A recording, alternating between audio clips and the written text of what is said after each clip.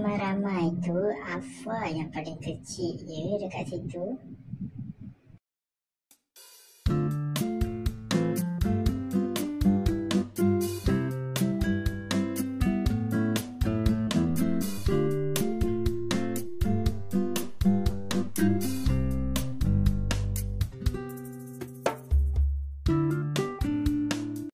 Nampaknya Alpha ada bakat juga nak jadi bomber suatu hari nanti ya. Tapi Alpha macam pelik pula ya.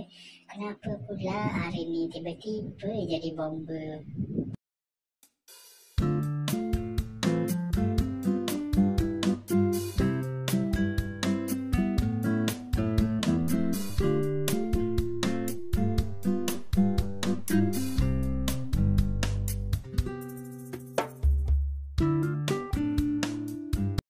Ramai juga yang cakap nampak Alpha ni macam muka Korea pula ya.